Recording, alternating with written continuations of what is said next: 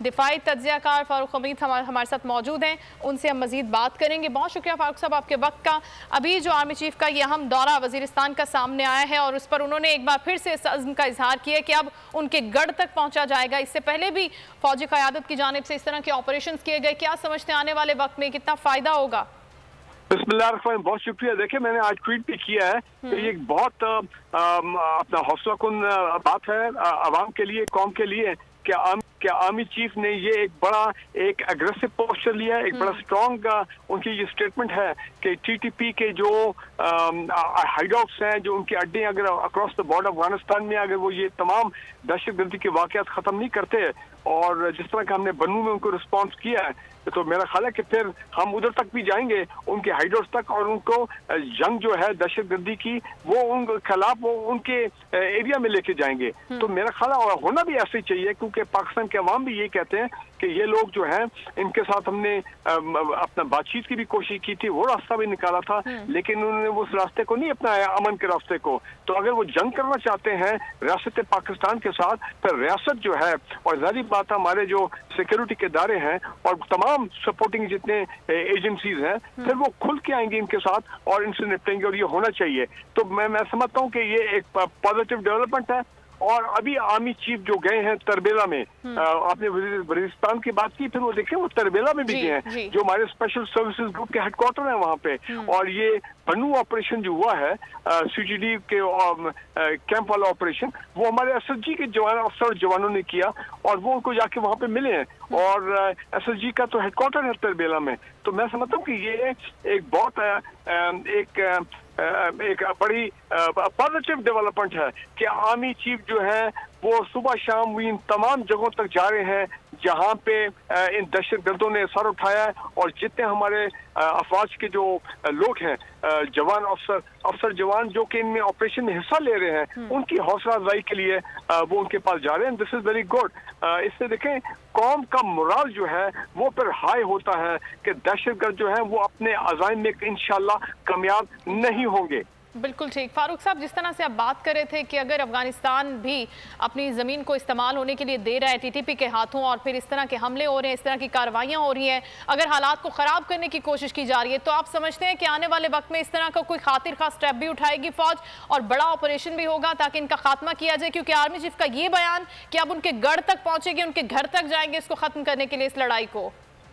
देखिए जी, बात बड़ी क्लियर है। अगर अफगान तालिबान गवर्नमेंट जब वो पावर में आए थे तो पाकिस्तान में लोग बहुत खुश हुए थे, हमने सब ने इंक्लूडिंग माई सेल्फ, हम सब ने मीडिया में आकर उनको बड़ा सपोर्ट किया था कि फॉरेन फोर्सेस अफगानिस्तान से चले गई हैं, अफगान तालिबान आए हैं एक नए सोच के साथ, एक रिफॉर्म माइंडसेट के साथ, एक पॉजिटिव अप्रोच के साथ। अब ये वो वाले तालिबान नहीं है जो 1990s वाले तालिबान थे, लेकिन मैं समझता हूँ कि उन्होंने एहसान फरमोशी का जो है वो एटीट्यूड अडॉप्ट किया पाकिस्तान के वाले से। हमने क्या कुछ उनके लिए नहीं किया पिछले 1-1.25 साल में, हर महाज पे, हर फोरम पे हमने उनके लिए जो है वो आवाज उठाई है। और अभी तक कर रहे हैं फारूक साहब, अभी तक रेफ्यूजीज तक गवर्नमेंट कर रही है अपने हर लेवल के ऊपर। लेकिन जी वो अफगान रेफ्यूजी भी हैं, कुछ 13-14 लाख हमारे पास रजिस्टर्ड, अनरजिस्टर्ड तो फिर आपको पता बड़ी तादाद है।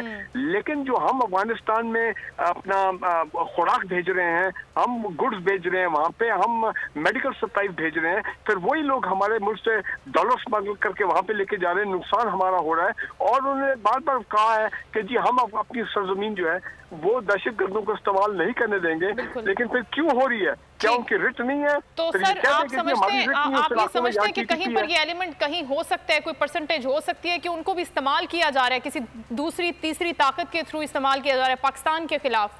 देखें जी, वो तो बात सामने आ गई है कि जो हमने गलती हमारी भी है, हमने वो ऐसे अपने अंदरूनी हालात में पड़ गए हमारी हुकूमत कि हमने अफगान गवर्नमेंट के साथ वो जो हमारी इंटरेक्शन थी एट हाईएस्ट लेवल वो कम हुई है, तो इंडियन ने उसका फायदा उठाया और इंडियन वहाँ पे आके बैठ गए, रॉ आके वहाँ पे बैठ गई है। बलूचिस्तान में भी वो हमले करा रहे हैं और केपी में भी। तो ये तो नजर आ रहा सामने कि अब वो इंडियंस जो है उनका इन्फ्लुएंस जो है वहाँ पे बढ़ता जा रहा है। और मैं इस चीज को बिल्कुल रद्द नहीं करता हूँ कि इंटरनेशनल एस्टैब्लिशमेंट जैसे अमेरिका, CIA, इसराइल और ये कुव्वतें जो हैं वो फिर एक मरतबा इकट्ठी हो रही हैं कि कैसे वाया अफगानिस्तान पाकिस्तान को डिस्टेबलाइज किया जाए। बिल्कुल सही, लेकिन फारूक साहब ये कितना इंपॉर्टेंट होगा और आप क्या मैसेज देना चाहेंगे? अभी हमारी फौज, सिपाही सालार बहुत एक्टिव हैं और बहुत एक्टिवली रोल भी प्ले करें, हम उनके दौरे भी देख रहे हैं जो बहुत अहमियत के हामिल है, लेकिन गवर्नमेंट को स्टेट लेवल पर अब किस तरह का एटीट्यूड अपनाना चाहिए? क्योंकि आप देख रहे हैं अफगानिस्तान, हिंदुस्तान ये माहौल किस तरह का बना रहा है पाकिस्तान के खिलाफ, तो इनको भी थोड़ा एक्टिव होने की जरूरत है, आप समझते हैं?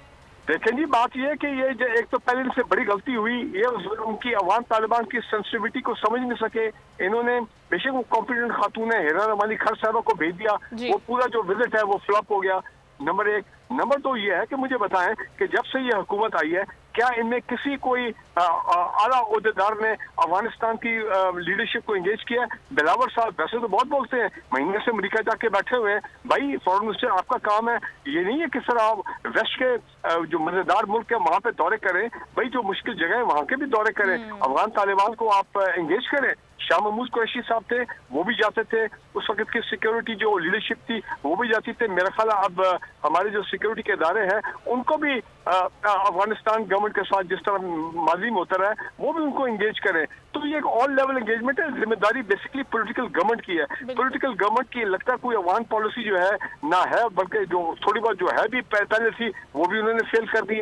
तो लिहाजा ये तो प्राइम मिनिस्टर साहब का काम है, हमारी कैबिनेट का काम है कि वो देखें कि ये अफगान पॉलिसी किस तरफ जा रही हो, क्यों यहाँ वहाँ से हालात ऐसे नेगेटिव हो गए पाकिस्तान के हवाले से। और अभी जो एक रीसेंट अटैक हुआ इस्लामाबाद में, अभी जो हम इंसिडेंट देख रहे हैं कल का, सर आप इसको कनेक्ट करना चाहेंगे इस तरह के इंसिडेंट से? क्योंकि लैक ऑफ इंटरेस्ट है गवर्नमेंट का, लीडरशिप का, और इस तरह के हमलों में फिर तेजी आ सकती है खुदा ना खास्ता आने वाले वक्त में। देखें ये जो मौजूदा पॉलिटिकल गवर्नमेंट है इनका तो एम्फोसिस यही है ना कि बस इस्लामाबाद के भी कंटेनर लगा दो। वो जिस तरह के उनका फोकस है, उनकी तो अप्रोच जो है वो बिल्कुल एंटी टेररिज्म वाली अप्रोच तो उनकी हमें नजर ही नहीं आ रही है। उनकी पीपल अप्रोच है कि जनाब प्रोटेस्टर्स को ना जो अनआर्म्ड लोग पूरे 2022 में देखा है।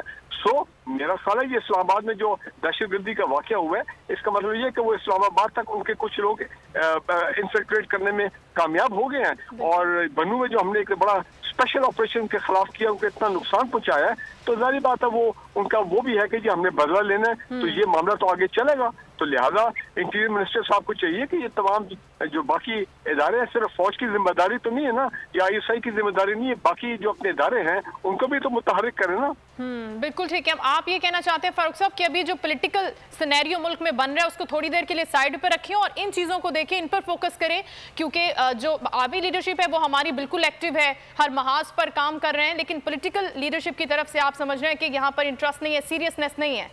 नहीं, पॉलिटिकल लीडरशिप का तो एक ही हमें इंटरेस्ट नजर आ रहा है और वो इंटरेस्ट बड़ा क्लियर है कि अपने जो बाकी वो 1100 अरब वाले जो भी मालियत के केसेस हैं उनको बड़ी बड़ी खत्म कराया जाए। पर वही खबरें रोज आ रही हैं, हमें तो वो उसमें उनकी बड़ी कामयाबी नजर आ रही है, इसमें कोई शक नहीं है। वो उस तरफ एहतसाब के प्रोसेस को बिल्कुल खत्म करने में वो कामयाब हो गए, ये उनकी बहुत बड़ी कामयाबी है। बाकी ठीक है जो होता हुए। और इकोनॉमी के महाज देखें कि जनाब कुछ मामला जो दिन ब दिन खराब हो रहे हैं। आज S&P रेटिंग इंटरनेशनल एजेंसी ने थर्ड टाइम, एक और एजेंसी जिसने हमें B नेगेटिव से और C में रेटिंग में लिया है, मतलब ये कि हालात और खराब हो गए। फॉरेन एक्सचेंज रिजर्व जो है वो आपके इतने डाउन हो रहे हैं, तो लिहाजा कहीं ना कहीं तो भी हमें कोई अच्छी खबर आनी चाहिए ना।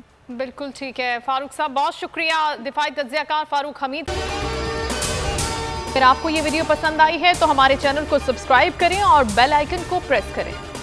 हकीकी आजादी की जंग में बोल भी कप्तान के हमकदम। इलेक्शन कराओ मुल्क बचाओ की लाइव ट्रांसमिशन, दिखाई लम्हा बलम्हा सूरत हाल। रील और रेटिंग में भी बोल न्यूज रहा नंबर 1।